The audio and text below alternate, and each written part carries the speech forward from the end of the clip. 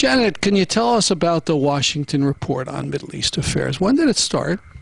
Its first issue was in 1982, in April 1982, and it was just like an 8-page newsletter, green and black, and now it's a 4-color, 78-page magazine. And it was founded by our publisher, Ambassador Andrew Kilgore, our executive editor, Richard Curtis, both of whom were U.S. diplomats who served the majority of their careers in the Middle East. And they were convinced that Americans weren't getting the true information, that they weren't getting accurate information about what was happening over there. And so that's why they founded the magazine. And where were they in their service, in their diplomatic service? Well, Dick Curtis worked in the U.S. Information Agency. He was in Rhodes, he was in Lebanon, he was in many places. And Andrew Kilgore also was in many. He was in Jerusalem, he was in, I think, Amman, he studied Arabic in Beirut, he was in Iran, and he ended up as the U.S. ambassador to Qatar. So what, now, it started as a magazine or as an institute, I understand. More like a newsletter, but it was based on the publication, yeah, but it started as just a little newsletter, basically. And it covers not only Israel-Palestine, but all over the Middle East. Yeah, in fact, I think it's really an American magazine because a lot of its focus, even in our very first issue, we were talking about AIPAC. So we talk about America's role in the Middle East, and we do a lot of coverage of Congress, for example, and we publish every election year, including this one, how much pro-Israel PAC contributions every candidate has taken who's running for Congress.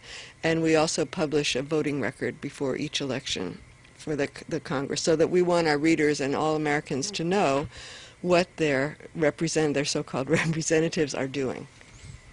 For those who don't know, what is AIPAC and what does it do?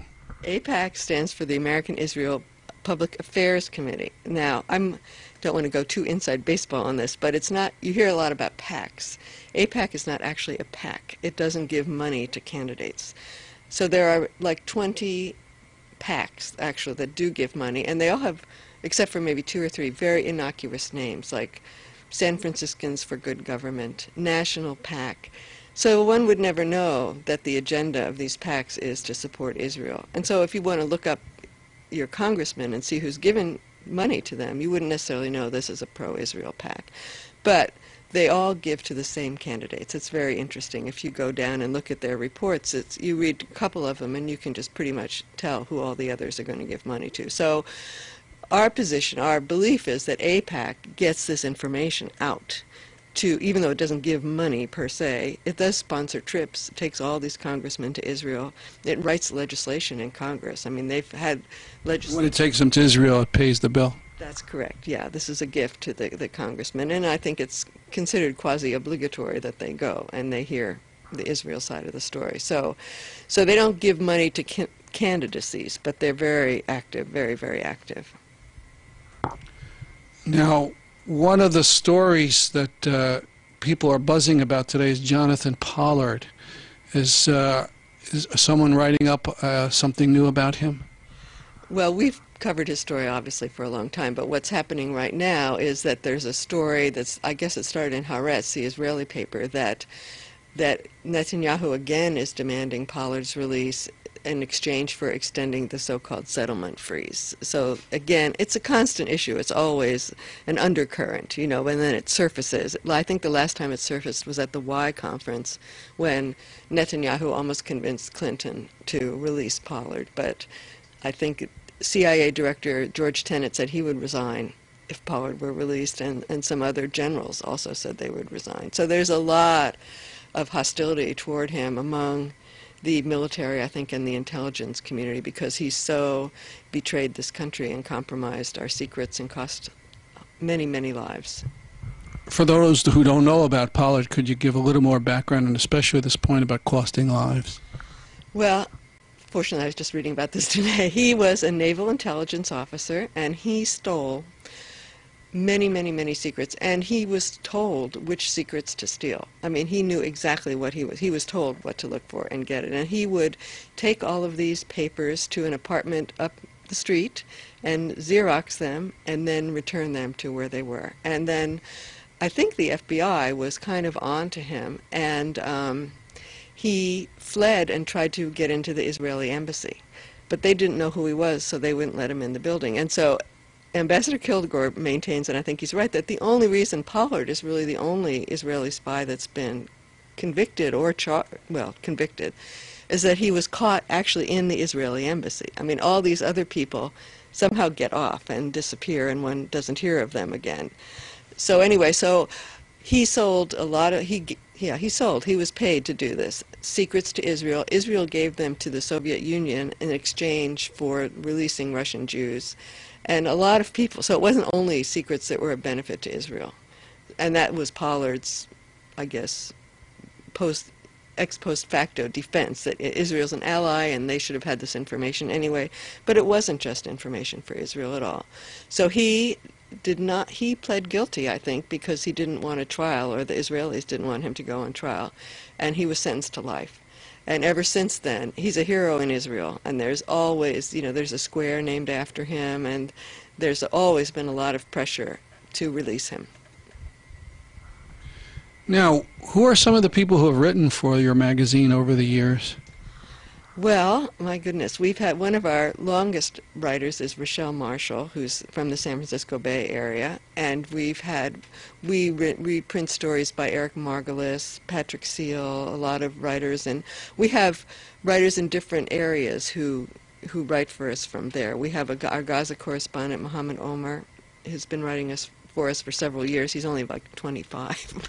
He's the fellow who won the Gellhorn Prize and then was beaten up pretty savagely. That's correct, yeah. I think he's done with his medical treatment, but I'm not sure. He may not be. They really did a number on him. And one of his doctors said, only a doctor would have known how to injure you this way. There's no very little surface evidence of his beating, but his spine and his ribs are a mess. It's really outrageous. And we were talking about people who write for the magazine when I interrupted. No, that's fine. So we've had people over the years. We have Alan Brownfeld, who's with the American Council for Judaism, which was founded by Rabbi Elmer Berger, which is a non-anti-Zionist Jewish organization. So we don't. Again, it's an American magazine. We have correspondents in Israel, and we've had some in Lebanon, and we have one actually right now in Singapore who writes kind of about the Islamic world in the Far East. So we try to cover a lot of bases. And it seemed to me a number of the writers were Jewish. A lot of people think this issue is just an ethnic war, Jews against Arabs, but it's about other things. That's right, and I think we believe that the Israeli-Palestinian conflict is just core to everything that's happening in that region. So that's one reason that we focus on it. But I think there are a lot of American Jews, and more all the time, who, when they learn really the facts, like Rochelle Marshall was, her husband taught at Stanford, and they were having Arab speakers there, and she said, well, I'm just going to read up on this so I can debate them. And she read up on it, and that was it, so. What about the resumption of the peace process? Have people written about that? Right. I think everyone is rather skeptical, and I think what we're trying to show is that the settlement freeze is not really a freeze, and so we're really hoping, I think, ultimately that international law will be applied. The International Court of Justice ruled that that Israel's wall is illegal. There are many UN resolutions and human rights resolutions, and I think we're focusing on that as much as anything. The fact that the Israelis attacked and killed an American citizen on the Gaza flotilla, and the fact that, according to NATO, Turkey is a U.S. ally, and the U.S. is obliged to come to its defense when it's attacked by a foreign power. I mean, we were legally obligated to come to Turkey's defense when Israel attacked that flotilla. So there's all kinds of things, I think, that we really want to focus on. And, of course, we want justice, really. We want peace, but we want justice, too.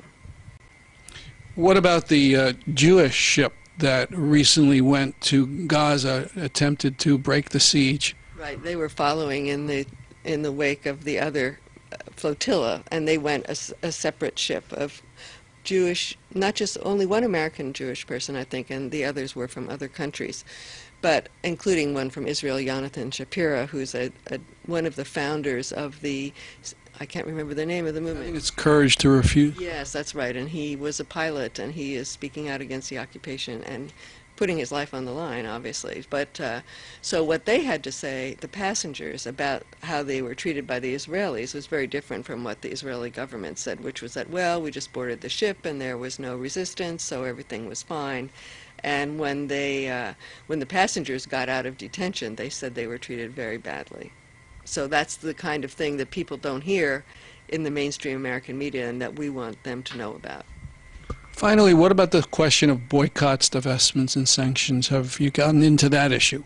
Yeah, we followed that movement very carefully, and we support it, certainly. I think my own personal feeling is that money talks, and the last time Israel stopped doing what it was doing was when Dwight Eisenhower told them to get out of Egypt after they attacked Suez, or they wouldn't get their tax-exempt donations.